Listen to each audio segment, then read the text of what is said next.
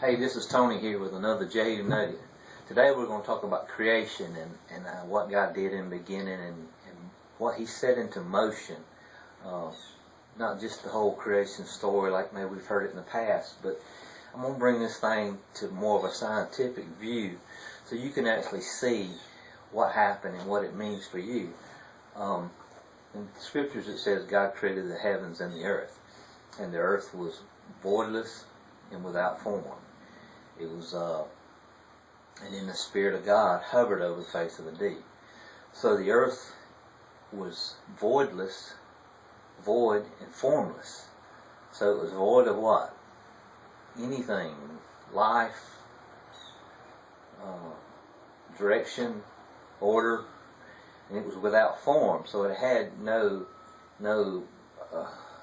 collective mass. Like, in an example, this is our Earth, or globe of our Earth, and this is definitely not formless. This is definitely formed and formable, because we form stuff out of it all the time.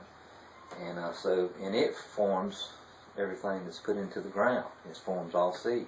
So this is definitely, when He says He created the heavens and the earth, He's not talking about the heavens as we understand, and the earth if we plant our feet on, what we're standing on. He's talking about something so much bigger and better. Moses was in, whoever wrote the book of Genesis was showing the way they understood and what they had to work with to tell about it. But what I like to suggest is He created space, the heavens. In the New Testament, the word for heaven is ornos, which means expanse. It means space, empty expanse, the great expanse. And then He created mass, which is a type of substance. But He created it, and it was almost like they were together, and they really still are now. I can't explain that, but they still interact and flow among each other. But He created the heavens and the earth, or He created space and mass, and the Spirit of God hovered over the face of the deep. He was wanting to do something. He was brooding, contemplating, what He desired to do. Well, the first thing He did is says, "Let there be light." And there was, and He divided the light from the darkness, and He saw that the light was good. So what did He do when He threw light into everything? Well, I like to say He threw fire into everything, because He didn't actually create the sun and the moon till the fourth day, and this is the first day He created light. So He put fire into it. The quantum physics and things like that would say would call it energy. I don't know if they even realize some of them do, that was when He did it. He created energy. He fused space and mass, or the heavens and the earth, with energy. He infused it with light. He infused it with fire. You can go on to say He infused it with passion. He infused it with desire. He infused it with expectation. He infused it with willingness. He made it formable. He made it full of life. But yet there hadn't been a seed sowed yet. Once He created the light and made this substance that came out of Him, once He made this substance that came out of Him, heavens and the earth, space and mass, He put light into it. And then He started speaking into it other things. He started creating. He started separating the heavens from the earth. He started separating the heavens, the waters above and the waters below.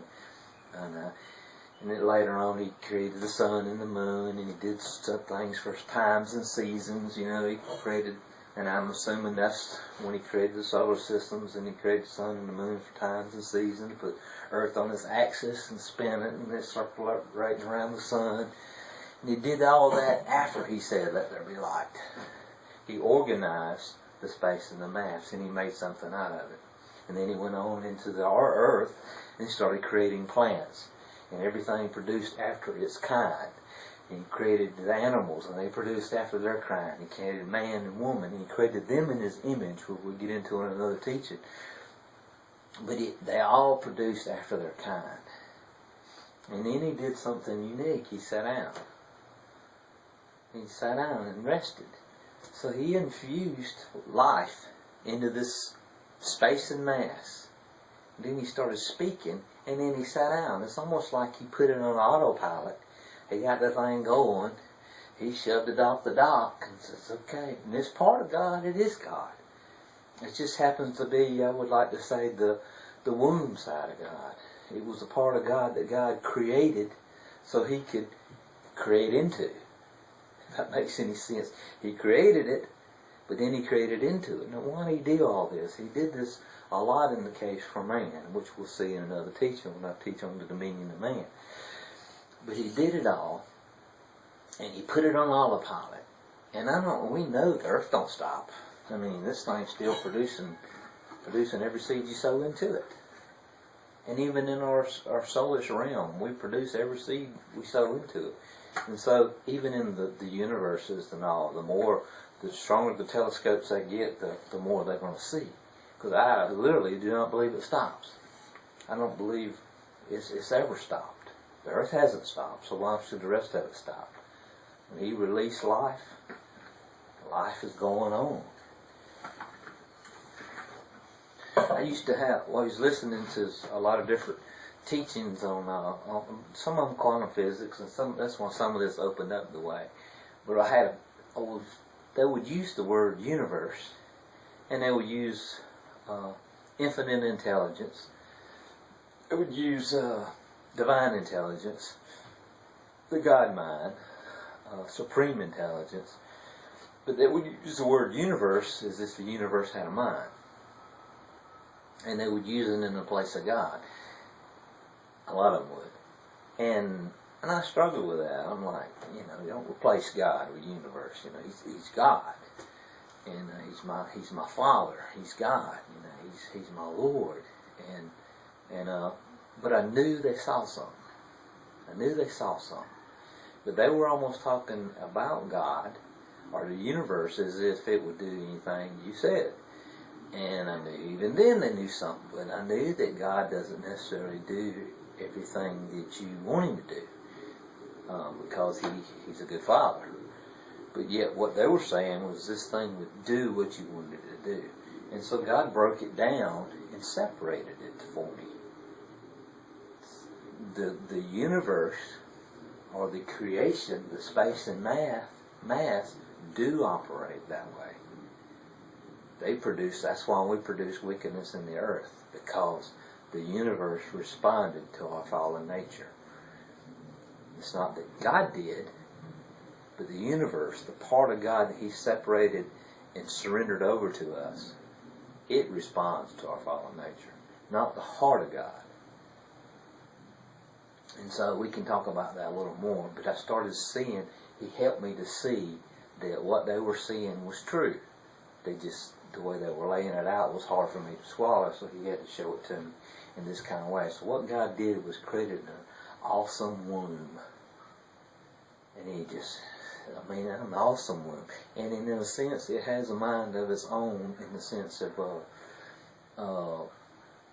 it's not that it's thinking on its own, but it responds to the Word, wherever the Word is coming from. If it's coming from the Father straight out, as it did in the beginning, it responded to it. But God sat down on the sixth day and rested the seventh. So He's not really speaking into it anymore. But yet it's responding still to the Word. So where is the Word now? This is Tony for Jehu Nuggets, giving you something to think about. Talk to you later. Bye.